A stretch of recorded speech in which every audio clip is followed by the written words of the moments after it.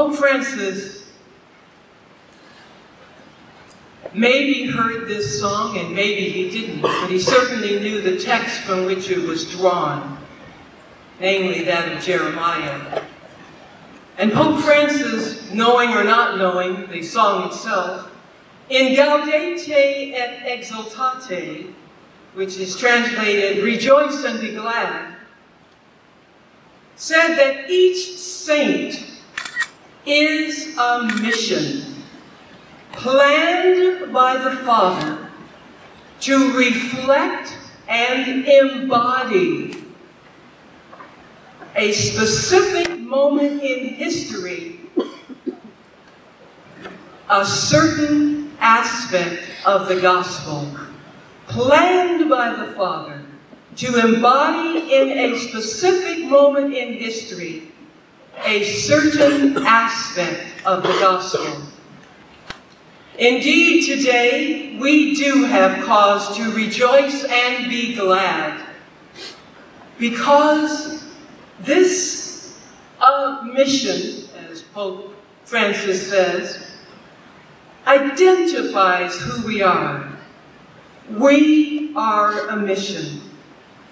And there is a significant difference between being a mission and or doing, going on, or completing a mission. Each of us may say, this is who I am. I am a mission planned by the Father. Wherever I am and whatever I am doing, I am a mission. Not on a mission, a mission. Pope Francis' words affirm our congregational end and spirit, in which we have in our constitutions.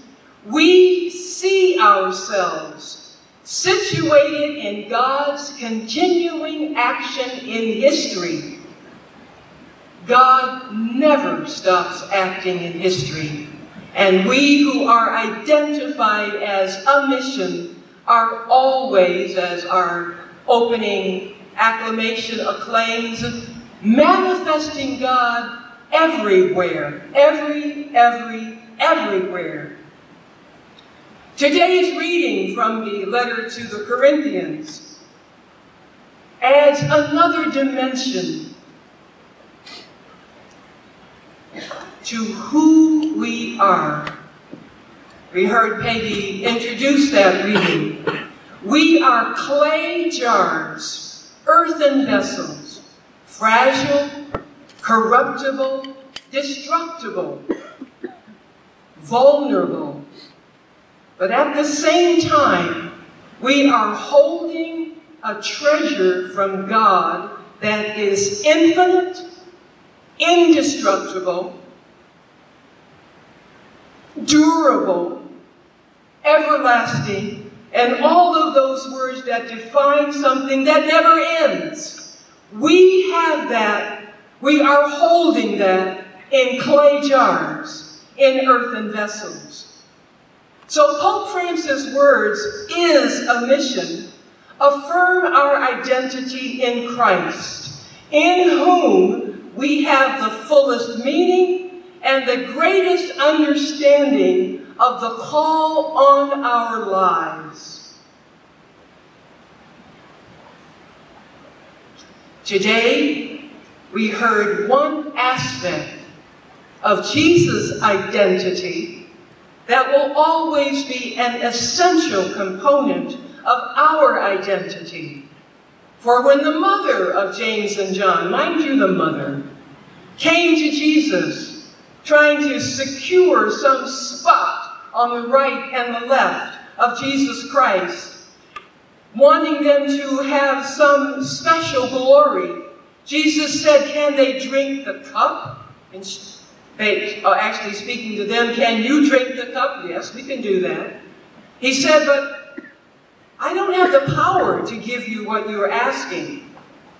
I came to serve, not to be served.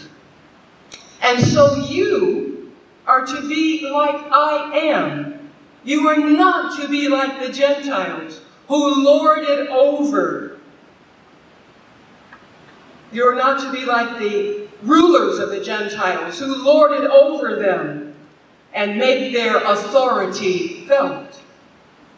No, we are to serve, and we are seeing ourselves courageous, being acts of service at all times.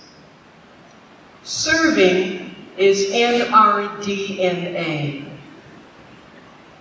We don't even have a choice because of the way we're made. Service is in our DNA. This is who we are.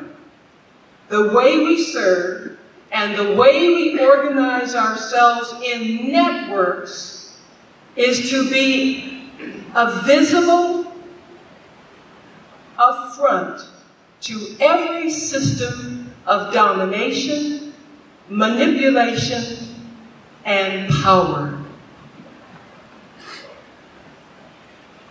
We actually have had some recent examples of this which bring us to pause. Rebecca Trujillo has been writing much about what's happening in Nicaragua. And some of you have written to us, the CLT, wondering how you can be mission in response to what she is posting. And a couple of weeks ago, she wrote, or she included, and then NCR filled it out in more detail, that the bishops of Nicaragua see themselves as mission to actually speak to the powers in Nicaragua. They don't want the violence that's happening there. And so they have gone to talk to them. And then we saw on the news or written in paper, in a written word, the way they were beaten, the way they were scorned, and the way the church was desecrated because of the stand that the bishops took in favor of those who are being oppressed, in favor of those who are beaten down. There has been no let-up from the government, nor has there been any pullback from the bishops. Our own USCC, United States Council of Catholic Bishops, took a stand by going to the borders and actually being a visible testimony of the atrocity of separating families, of people who are trying to immigrate here. That is being mission. And it is heartening to witness so many people being a mission with others who are enslaved and trapped as trafficked persons, in their homelessness, in their poverty, and in all the forms of racism that still destroy so much of our society today. It is noticeable among us that our focus is not on simply doing acts of justice, however noble they are, but our focus is on being earthen vessels, holding an infinite power that changes our lifestyle. We saw on this screen earlier the transformation of our world. And that happens when we embody what it takes to transform what is around us. Our doing flows from who we are. When changes of termination come in our apostolate and in our ministry, is a mission never changes. And for that reason, all of our sisters, partners, friends, donors, volunteers, whatever age and in whatever capacity they serve, continue being mission even if they can't walk, can't talk, can't get up and teach, can't get up and protest. They are nonetheless a mission. The call on our lives is to network this mission, to network our goodness, bringing about humane and positive changes in the lives of people all around us, for the sake, as Janet Eisner said earlier, for the sake of the reign of God. Is it easy? Absolutely not. And Paul says it so beautifully in Corinthians. We are afflicted in every way, but never crushed. Perplexed, but never driven to despair. Persecuted, but never abandoned. I think of our recent sister who just died, the sister who just died recently, Maureen Turlish, and the years that she dedicated herself to justice, laying down her life for children who were abused by priests, and she went to her death, still advocating for the justice of those who have been and were and still are being abused. That's mission as identity. So being, growing, and nurturing Notre Dame de Namur Mission Network is a revelation. It's a revelation of ongoing, continuous transformation in our lifestyles. In whatever way, we continue to manifest the charism of Notre Dame de Namur.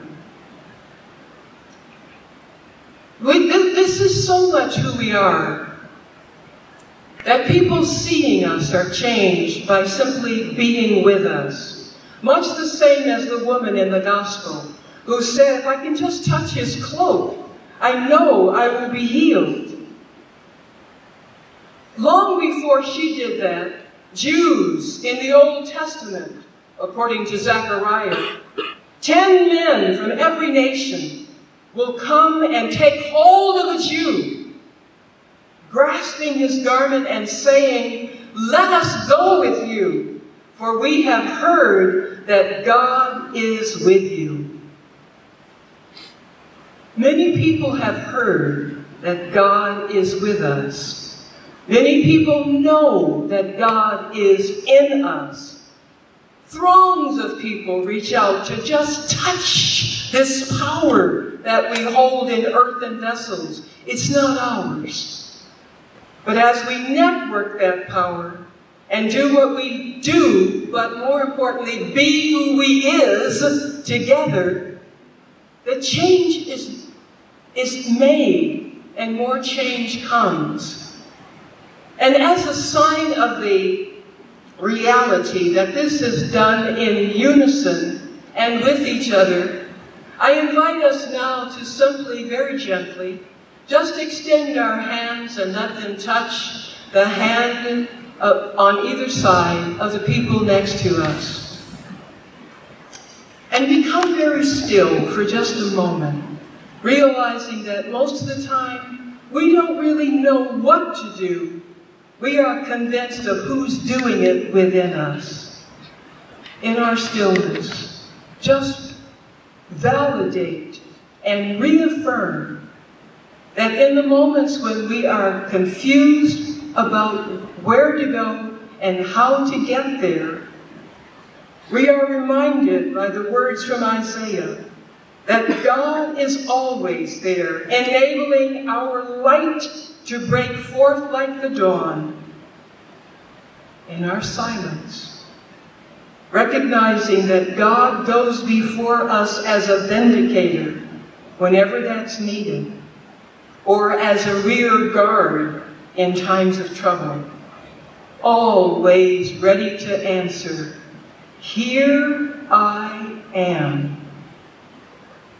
And so, my sisters, associates, friends, partners, and volunteers, we strengthen our trust in each other, identifying who we are, and what we hold.